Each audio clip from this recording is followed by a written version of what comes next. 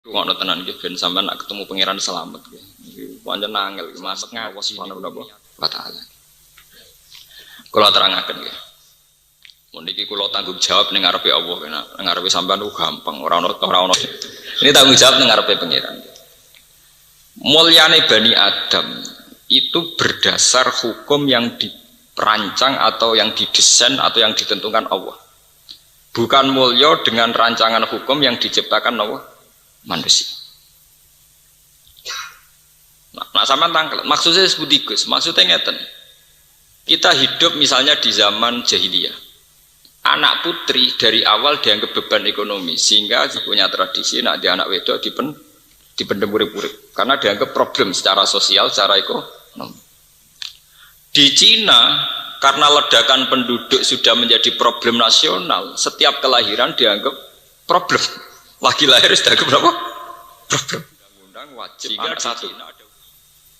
Indonesia dulu juga sama, tapi lewat KB masih tidak satu tapi pinter dua. Mulane rata-rata kiai ku tentang KB. Niki kula cerita. Artinya anak tiap lahir, cara Allah nggawa kehormatan. Kullu mauludin yuladu alal fitrah. Itu dari segi hukum agama. Kemudian menurut hukum rasional terserah masing-masing. Dalam negara yang penduduknya kecil disuruh produksi anak seaki-aki untuk memperpadat penduduk, misalnya daerah transmigrasi. Tapi untuk daerah yang dianggap ledakan penduduk problem, setiap kelahiran dianggap apa? Problem. Terus manusia menciptakan ukuran-ukurannya sendiri, ya? Menciptakan ukuran-ukurannya apa? Sendiri. Begitu juga ideologi dunia menciptakan ukuran-ukurannya sendiri. Nah, cara ideologi Kristen, anak lahir itu membawa dosa, sehingga punya utang jasa sama Yesus, karena Yesus yang menebus apa? Dosa. Tapi kalau kita ideologi Islam, bahwa anak gendo, bahwa anak bajingan, lagi lahir precet, tetap yuladu alal fitrah. Dia tetap anak yang apa? Suci. Niki sampean perhatikan. Nah, sejauh mana manusia itu masih melihat anak bayi ini sebagai aset agama atau aset ekonomi atau problem ekonomi atau aset sosial atau problem sosial. Ini malah bener ya. Fasodaqallahul azim ketika Allah ngendikan kalla innahum ar-rabbihim yauma idzil lamahjubun. Pada akhirnya manusia itu nanti hijab. Kena hijab ngeten ya. Contohnya ini paling pentingnya ngaji ngawak kula. Misalnya kula nu seneng Quran, seneng maca tasbih, seneng ngaji, seneng mulang. Sehingga dua anak pertama itu seneng, aku mesti mati. Nak mati kudu ana sing terusno agama. Anak-anakku lanang iso terusno agama. Senenge ra karuan, yo bandingane agama. Iki pentingnya cuci otak. Paham ya?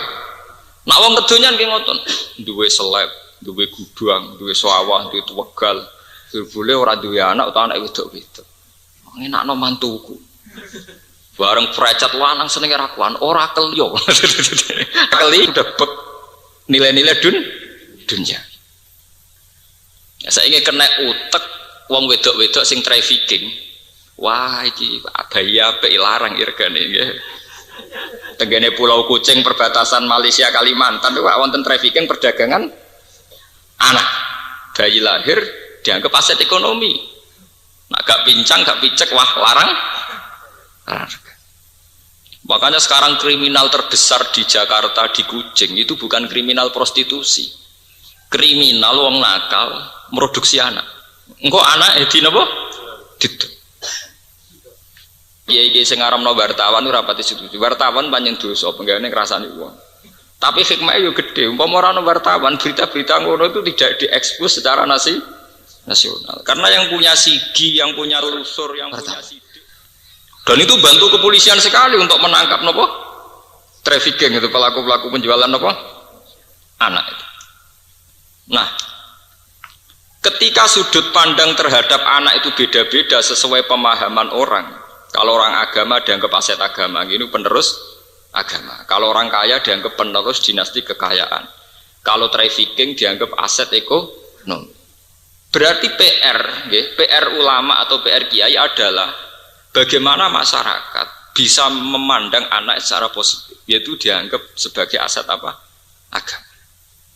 Kalau sampai kiai-kiai itu gagal mendesain atau gagal memandu masyarakat supaya berpikir positif terhadap anak, maka nanti kegagalan akan terus jalan. Karena nanti orang melihat anak sesuai desain, sesuai jalan otaknya masing-masing. Yang kalau nanti delok teng TV, kalau kan sering penelitian, ya selain delok teng TV sering penelitian. Direktur anak jalanan teng Jogja nu kanca akrab kula. Teng rumah singgah. Itu problemnya itu memang begitu. Orang-orang nakal di Jakarta itu sekarang itu lebih seneng produksi anak. Wong nakal sing produktif, sing tukang bayi. Niku dibuai secara nakal juga. Kemudian nanti anaknya napa? Dijual. Belum nanti dikucing di perbatasan Malaysia dengan Budi Kalimantan Barat. Itu ngeri betul. Sementara kita masih berkutat, itu tidak bisa. Mengenai Kanjeng Nabi dalam banyak hadis ngendikan angkihul waludal wadud fa inni mubahin bikumul umam. Gak apa-apa kowe golek bojo sing tukang manak. Asal anak iku dadekno banggaku. Iso mbok hitung to, misale anak 10 kere kabeh busung lapar banggane ning ndi. Dadi aja jumlah ketok, tapi yang melahirkan apa kebanggaan. Oh, kadang-kadang macane hadis ora bar, penting anake akeh. Terusane hadis iku sing ana banggane fa inni mubahin bikumul umam. Mboten iki kula cerita strategi politik ben sampean paham. Kemudian masalah KB. Ya, rata kiai setuju. Saya sendiri secara pribadi setuju kalau dengan arti KB itu membuat kualitas nopo hidup yang lebih nopo baik. Tapi yang menjadi masalah itu kan begini misalnya nih. Ben sampean ngrasa dosa nak melarat teman-teman ben ngrasa nopo dosa. Misalnya kalau Cina yang kaya, iku kelangsungan kekayaannya bisa langgeng gara-gara mereka punya anak yang potensial meneruskan nopo kekayaan. Karena mereka hidup secara tertib, duit tabungan, anaknya lagi lahir di asuransikno. Sehingga lagi lahir di tabungan 1 miliar. Enggak pas tuwek 10 miliar. Sehingga pas ABG puber langsung jadi bos. Dan Cina ini misalnya dua anak telu. Kue sing kiai musola langgar penceng ya dia anak telu. Anak lahir hamilnya wis diutangan. Lahirnya nganggo duit utangan. Ini tidak fair saja. Kemudian cara pendidikan ya pakai duit utang. Bagaimana Anda bisa membayangkan anak telu iki sing anak imam musola berkompetisi dengan dari lahir wis duwe asuransi. Kowe ini sinau tenan nganti jadi pakar ekonomi. Anak yang ini kan bisa saja karena radhi duit kan milih jalan pintas dukun. Bagaimana Anda bisa berharap kompetisi ini seimbang? Paham ya? Kompetisi ini apa? Seimbang. Lu kalau ngomong boten nuruti nafsu boten. Ini masalah kita, masalah sosial kita. Sehingga kalau kita sudah berani jadi kiai harus berani membentuk zuriatan thayyibah. Zuriatan thayyibah itu dimulai dari strategi yang rasional, yang masuk akal. Sebab itu agama mewajibkan orang itu punya tirkah. Lan iki perlu dingerteni santri-santri. Saake Quran, aku ora ndek warisan saake napa? Quran wis kangelan nerangno detail carane bagi tirkah. Yusikum wa fi auladikum lidzakari mislu hadzil unsayain fa in kunna nisaan fawqasnataini falahunna sulusa ma tarak wa in kanat wahidatan falahan nisf wa li abawaihi likulli wahidin minhum as-sudus mimma taraka in kana lahu waras. Wae Quran bakas warisan nganti bulet. Tirkah ngene lho, Cong, nak anak wedok sitok untuk separuh. Nak anak luwih sakmene untuk 2/3. Diwarai carane bagi jebule dibagi ra ono. Paham ya? Saiki Qur'ane napa mboten sakit.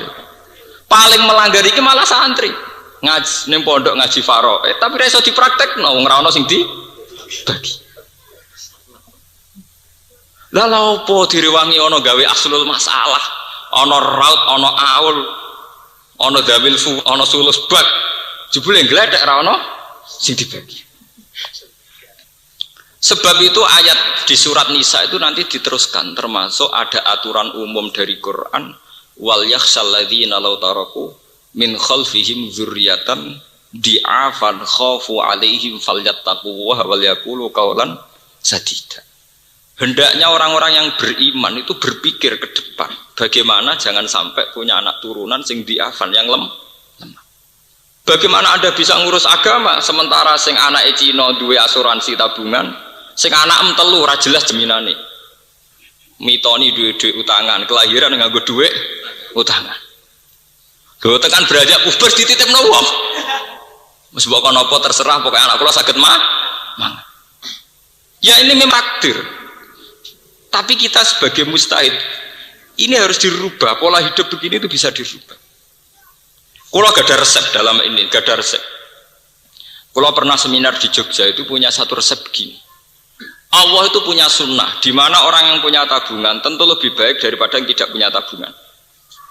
Dan Allah juga punya sunnah bahwa barang halal itu juga berbunga kayak barang haram. Kalau pemikir modern kan janggal, bagaimana mungkin Pak Baha uang halal bisa berkembang biak kayak uang haram? Kalau uang haram kan deposito nanti ada bunganya sehingga uang mudah tumbuh. Bagaimana Anda meyakini dengan model halal bisa tumbuh? Jawab saya gampang. Allah punya sunnah barang halal pun bisa tumbuh. Saya ini misalnya ini bedean Cina anak lahir precet misalnya. Di deposito ono 1 miliar. 1 miliar ini akan tumbuh besar. Karena deposito punya Pak Kaji sing sugih duit 1 miliar ditukokno sapi. Kabeh. Nanti tingkat pertumbuhan sapi dengan deposito malah cepat sapi.